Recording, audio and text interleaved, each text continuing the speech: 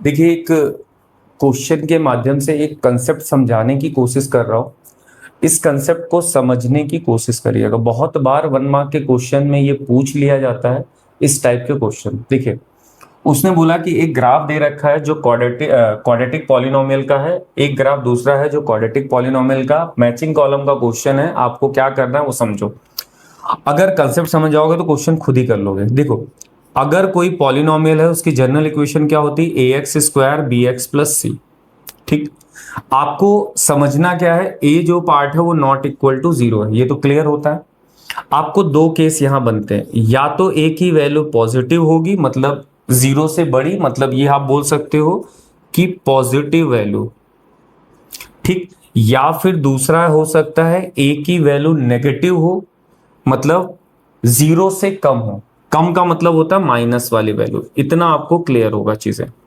मतलब या तो देखो ये जीरो है, या तो इधर वाली वैल्यूज होंगी पॉजिटिव वाली, या फिर इधर नेगेटिव वाली। इसके अलावा और कोई वैल्यू तो हो नहीं सकते ना यहाँ पे। या तो पॉजिटिव होगा या तो नेगेटिव होगा। पॉजिटिव मतलब 1 2 3, नेगेटिव मतलब -1 -2 -3, कुछ भी हो सकता है। जब जब ए की वैल्यू जब ए की वैल्यू पॉजिटिव होगी तो जो ग्राफ होगा वो अपवर्ड बनेगा। अब देखो, अपवर्ड का मतलब क्या है? जब भी हम किसी क्वाड्रेटिक का ग्राफ बनाते हैं, अभी इतना समझ लो, इतना आपके लिए सफिशिएंट है। अभी जब किसी क्वाड्रेटिक का ग्राफ बनाते हैं तो वो ऐसे बनता है या फिर ऐसे बनता है। अब ऐसे कैसे? मतलब एक्सेस के हिसाब से बात करें। जैसे मान लो एक एक्स एक्सेस है, मैं किसी का ग्राफ नहीं बना रहा हूं, बस सिनेरियो क्रिएट करने की कोशिश कर रहा हूं कि मान लो जब कोई ग्राफ बना रहा हो तो ग्राफ या तो ऐसे बनेगा या तो ऐसे बनेगा। ये x हो गया, ये x डैश हो गया, ये y हो गया, और ये मान लेते हैं y डैश हो गया। यह ग्राफ ऐसे होगा। ठीक है, अभी फिलहाल हमारे 10th स्टैंडर्ड के हिसाब की बात कर रहा हूं। ठीक है, या तो ऐसे बनेगा या तो ऐसे बनेगा। एक्स एक्सेस को 2 बार कट कर रहा है, ये भी एक्स एक्सेस को 2 बार कट कर रहा है। तो देखो, जब a की वैल्यू पॉजिटिव होगी तब ये ग्राफ जो बनेगा वो इस तरीके से बनेगा, इस तरीके से। और इसको हम बोलते हैं ओपन, या ऐसे बोल सकते हो ओपन अपवर्ड्स अपवर्ड्स पैराबोला नाम है। पैराबोला आपको 11th में पढ़ने को मिलेगा। अभी फिलहाल ये समझो कि अगर ए की वैल्यू पॉजिटिव है तो ये ऊपर की तरफ बनेगा, ओपनिंग अपवर्ड। ऐसा भी लिखा होगा तो भी चलेगा, ओपनिंग अपवर्ड पैराबोला तो भी चलेगा। ठीक है, अगर ए की वैल्यू नेगेटिव है, नेगेटिव, तो ये ग्राफ ऐसे बनेगा। तो इसको हम क्या बोलेंगे?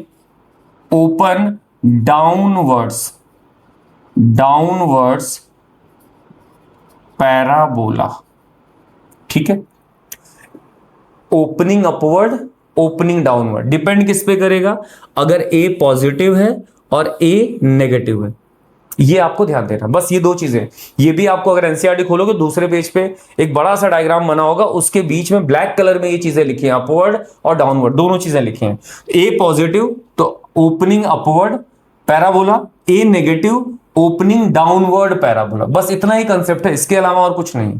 बस इतना ही कंसेप्ट आपको समझना है कि ये ग्राफ ऊपर की तरफ कब जाएगा, नीचे की तरफ कब जाएगा। अब देखो क्वेश्चन क्या पूछा बेटा, क्वेश्चन क्या पूछा देखो, एक ये क्वाड्रेटिक है, इसको कंपेयर कर लो जनरल फॉर्म से। जनरल फॉर्म से कंपेयर कर सकते हो।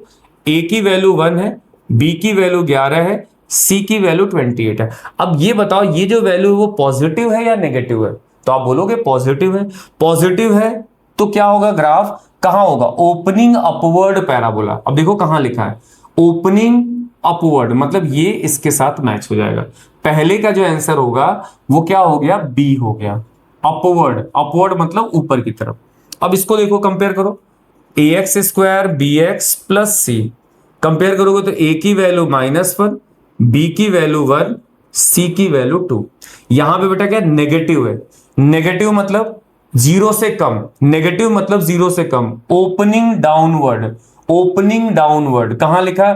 पैराबोला ओपनिंग डाउनवर्ड, डाउनवर्ड, तो ये इसके साथ मैच हो गया। तो सेकंड का जो आंसर आएगा बेटा वो क्या आएगा? ए आएगा। तो इस टाइप का कंसेप्ट भी हमें पता होना चाहिए। जीएससीबी में बड़ा इंपॉर्टेंट ये टॉपिक है। 1 मार्क के क्वेश्चंस बनते ही बनते हैं। कभी ना कभी आप पेपर अगर ओपन करोगे गाला या मार्बल तो उसके अंदर आपको मिलेगा। आई होप कि ये टॉपिक समझ में आया होगा कि अपवर्ड पैराबोला क्या होता है, डाउनवर्ड पैराबोला हम कब बोल सकते हैं। ठीक है, थैंक यू सो मच।